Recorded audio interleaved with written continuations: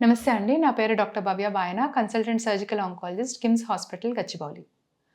So, నిన్న నా రోజు గురించి జస్ట్ డిస్కస్ చేద్దాం. పొద్దున్నుంచి ఏం చేశాను అనేది. సో, మామూలుగా పొద్దున్నే ఎక్కడో ఒక రిసార్ట్‌కి వెళ్ళానండి. మా ఏదేదో బ్యాచ్ గెట్ టుగెదర్ ఉంది. సో, దానికి ఆహ్, బుకింగ్ చేయడం కోసం. రూమ్‌లో కూర్చొని వెంటనే ఫస్ట్ మన మేనేజర్ గారు నాకు ఏమిచ్చారంటే water bottle. Bisleri water bottle. ఆ రూ. 5, రూ. 10 బాటిల్స్ వస్తాయి. 200, 300 ఎంఎల్ ప్లాస్టిక్ బాటిల్. సో, ఆ బాటిల్‌తో స్టార్ట్ అయితే ప్లాస్టిక్, ఆ బాటిల్ మళ్ళీ కొంచెం సేపాగి మధ్యాహ్నం పెళ్ళికెళ్ళాం. ఆ పెళ్ళిలో plastic first spoon, ice cream తినడానికి గానీ, ఫ్రూట్ సలాడ్ తినడం గానీ, ఫుడ్ తినడానికి గానీ అన్ని ఆటిలకి ప్లాస్టిక్ స్పూన్స్. అండ్ అక్కడ కూడా ఒకవేళ ప్లాస్టిక్ వాటర్ బాటిల్ కాకపోతే ప్లాస్టిక్‌ది మన ట్రాన్స్పరెంట్ కప్ వస్తది కదా! వాటర్ గ్లాస్, ఆ గ్లాస్. అయ్యో! ఏంటి ప్లాస్టిక్, సరే నేను వాటర్ బాటిల్ తీసుకెళ్దాం అనుకున్నాను. సరే నా వాటర్ బాటిల్ నేను క్యారీ చేసుకొని బ్యాగ్‌లో ఒక స్టీల్ వాటర్ బాటిల్ తీసుకెళ్ళడం స్టార్ట్ చేశాను నేను రీసెంట్. ఆ స్టీల్ వాటర్ బాటిల్‌లో మహా అయితే నా బ్యాగ్‌లో పట్టడానికి ఒక 750 ఎంఎల్ ఉంటుంది. పర్ డే నాకు 750 ఎంఎల్ చాలదు. సో, మళ్ళీ వాటర్ ఎక్కడి నుంచి అని తెచ్చుకోవాలి అని చూస్తే పక్కన ఒక పెద్ద ప్లాస్టిక్ బాటిల్ ఉంది. 1 లీటర్ బాటిల్. దాని నుంచి దీంట్లో పోసుకోవడమా?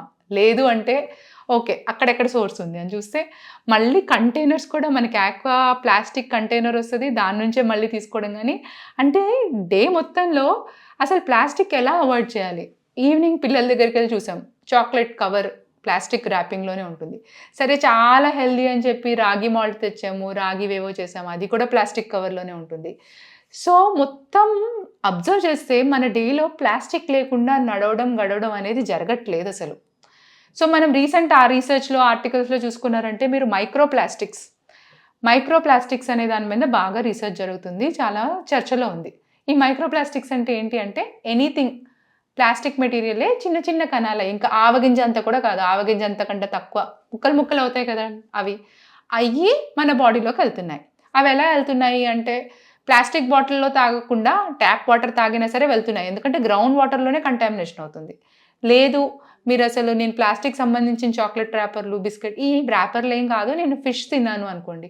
ఆ ఫిష్‌లో కూడా మైక్రో ప్లాస్టిక్స్ ఉన్నాయి. ఎందుకంటే ఆ ఓషన్‌లో మీరేదైతే సముద్రంలో చెత్త ఇసురుతారో అవన్నీ తిని ఫిష్ ఆల్రెడీ. లేదు మనం ఇంకేమన్నా పాలు తాగుతున్నాం. పాలు చాలా ప్యూర్, స్వచ్ఛంగా తాగుతున్నాం అనుకోండి. ఆ ఆవు ఏదైతే ఉందో మనం రోడ్డు పైన ప్లాస్టిక్ కవర్‌లో చెత్త పడేసింది ఆ ఆవు తింటది. సో, దాని బాడీలో ప్లాస్టిక్ ఎళ్ళింది. అక్కడి నుంచి మళ్ళీ పాలల్లోంచి మళ్ళీ ప్లాస్టిక్. అంటే మనం ఏం చేసినా, ఎక్కడ ప్లాస్టిక్ ఏ విధంగా వాడినా, ఇంక్లూడింగ్ పాలియెస్టర్ అండ్ నైలాన్ బట్టలు. అవి కూడా ప్లాస్టిక్కే. అంటే బట్టల్లో ప్లాస్టిక్ ఏంటబ్బా అనిపించింది నాకు. తర్వాత చూస్తే పాలియెస్టర్ అండ్ నైలాన్. అంటే కాటన్ గానీ వీటిల్లో ప్లాస్టిక్ లేదు. ఈ పాలియెస్టర్ అండ్ నైలాన్ బట్టలు కూడా ప్లాస్టిక్కే. సో, అవి కూడా డిగ్రేడ్ అయ్యి ఏదో ఒకటి ఏ ఆవో, ఏ ఫిషో, ఏ వాటర్‌లో కలిసో ఎక్కడి నుంచో తిరిగి మనకే వస్తుంది. సో, దీనివల్ల ఏమవుతుంది అంటే మీరెళ్లి రీసెర్చ్‌లో చూసారనుకోండి, సైంటిఫిక్ ఎవిడెన్స్ ఉందా? ప్లాస్టిక్ క్యాన్సర్ కాజ్ చేస్తదని ఎవిడెన్స్ ఉందా అంటే నో. ఎవిడెన్స్ లేదు. ఇప్పటికి చెప్పడం ప్రకారం వాళ్ళేమంటారంటే ప్లాస్టిక్ వల్ల క్యాన్సర్ రాదు. కానీ ఈ రీసెర్చ్ ఎలా జరిగిందంటే చెప్పనా? ఒక యానిమల్ తీసుకొని ప్లాస్టిక్ బాగా ఎక్కువగా ఫీడ్ చేశారనమాట యానిమల్‌కి. ఆ యానిమల్‌కి క్యాన్సర్ వచ్చిందా లేదా అని చూసారు. సో, రాలేదు. రాలేదు కాబట్టి ప్లాస్టిక్ క్యాన్సర్ కాజ్ చేయొద్దు అనే కన్క్లూజన్‌కొచ్చారు. నిజం లైఫ్‌లో అది కాదు కదా! మనకి కంటెంట్ ఎంత అవుతది? ఈ ప్లాస్టిక్ సపోర్టింగ్ ఎలా వచ్చిందంటే మీరు రోజు అంత ఎక్స్‌పోజర్ అవ్వదు కదా! మీకు ప్లాస్టిక్‌తో అంత ఎక్కువ ఎక్స్‌పోజర్ ఉండదు కదా! అంటే ఆ క్వాంటిటీ అంటారు కదా! ఎంత తీసుకుంటున్నారు అనే దాంట్లో మితం ఉంది కదా! సో, దానివల్ల మీకు క్యాన్సర్ రాదు అనేది అంటారు. కానీ మితం ఎక్కడుంది? దేంట్లో ఉంది? అసలు ఎక్కడ మనం ప్లాస్టిక్ లేకుండా ఎలా బతుకుతున్నాము? ప్లాస్టిక్‌లోనే మొత్తం బతుకుతున్నాము. సో, దీన్ని ఇప్పుడు మనం సొల్యూషన్ ఎలా? పిల్లలకింకా. ఇప్పుడు కిడ్స్ చిన్నప్పటి నుంచే కన్జంప్షన్ స్టార్ట్ అయిపోతుంది. మనం ప్రేమగా ఇచ్చే బిస్కెట్ మెటీరియల్‌లో గానీ, ఆర్ కొన్ని సార్లు కప్ కేక్స్ ఇస్తాం. అవి కూడా మంచిగా ప్లాస్టిక్ ర్యాప్ చేసిస్తారు. సో, తినే తిండిలో లేకపోయినా ఆ చుట్టూ కంపల్సరీ ప్లాస్టిక్‌తోనే వస్తుంది మనకి. ఈ ప్లాస్టిక్‌ని ఎలా డిగ్రేడ్ అవుతుంది అంటే first heat, next damage, leaching అంటారు. అంటే చిన్న చిన్నగా గీకి కూడా ప్లాస్టిక్ చిన్నయి మన బాడీలోకి రావచ్చు. సో, ఇది జరుగుతుందా? జరగట్లేదా? అంటే మీకు నాకు తెలుసు. ఒక ప్లాస్టిక్ బాటిల్ తీసుకున్నాం. కార్‌లో పెట్టుకున్నాము. పెట్టుకున్నాక మనం కొంచెం సేపగొచ్చి తాగాము. సేఫ్‌గానే ఉంది అని మనం అనుకుంటున్నాము. కానీ ఎండ ఎండ కూడా హీటే కదా, మనం ఇండియన్స్ మన దగ్గర టెంపరేచర్ ఎట్లా ఉంటుంది, వేరే కంట్రీస్లో మేబీ అంత వేడిగా ఉండదు, హీట్ కాదనుకోండి, మనం ఎక్కడున్నా హీట్లోనే ఉన్నట్టు అనుకోవాలి. సో ఆ హీట్ వల్ల ఏదైతే ప్లాస్టిక్ డిగ్రేడ్ అయ్యి వాటర్లో కలుస్తుంది డెఫినెట్గా. సో ప్రతి దానికి ప్లాస్టిక్ నుంచి ఆల్టర్నేటివ్కి కంపల్సరీ మారిపోవాలి. అలా మారకపోతే మనం ఇప్పుడు ఏదైతే క్యాన్సర్ ఇన్సిడెంట్స్ చూస్తున్నామో దానికంటా డబుల్ ట్రిపుల్ అయ్యే అవకాశం పక్కాగా ఉంటుంది. మైక్రో ఓవెన్ సేఫ్ అని వచ్చే ప్లాస్టిక్ డబ్బాలు కూడా వాడకండి. దాని బదులు గాజు మైక్రోవేవ్, సెరమిక్ కానీ పక్కా దొరుకుతాయి. సో అలాంటివి తీసుకొని వాడుకోవాలి. సో హీట్ని ప్లాస్టిక్ని ఎక్కడా కలపకండి, ఇంక్లూడింగ్ మీరు తెచ్చుకుంటున్నారు. ఇప్పుడు ట్రిప్పులకి వెళ్తున్నామంటే మంచిగా అందరం అమ్మ వాటర్ అక్కడ సేఫ్ కాదు, ఆ వాటర్ తాగితే ఇన్ఫెక్షన్ వస్తుంది, ఈ వాటర్ తాగితే ఇన్ఫెక్షన్ వస్తుంది అని చెప్పి ఏం చేస్తామంటే ఒక పెద్ద మంచిగా ఒక ప్లాస్టిక్ 100 బాటిల్స్ తీసుకొని డిక్కీలో పడేసుకొని వెళ్తారు. ఆ డిక్కీలో పడేసుకొని ఒక వారం రోజులు ట్రిప్ వెళ్ళారనుకోండి, ఆ డిక్కీలో అది వారం రోజులు ఎండలోనే ఉంటుంది కదా, అండ్ మీ దగ్గరకు వచ్చే ముందు అది ఇంకెన్ని రోజులు తిరిగి వచ్చిందో మీకు తెలియదు.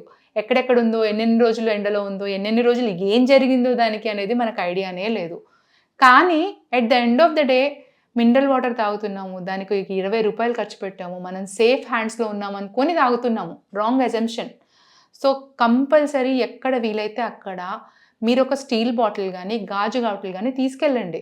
ఎక్కడ వాటర్ దొరికితే అక్కడ తాగండి పంపులో పట్టుకొని. ఎస్పెషల్లీ మీరు తిరుపతిలో అయితే లిటరలీ అన్ని చోట్ల వాటర్, ఎయిర్పోర్ట్స్కి వెళ్ళారు, అక్కడ వాటర్ బాటిల్ కొనుక్కొని మీరు సేఫ్గా ఉంటున్నాము, నేను ఈ వాటర్ మీద ఇన్వెస్ట్ చేశాను, నా హెల్త్కి ప్రయారిటీ ఇచ్చాను అనుకుంటారు.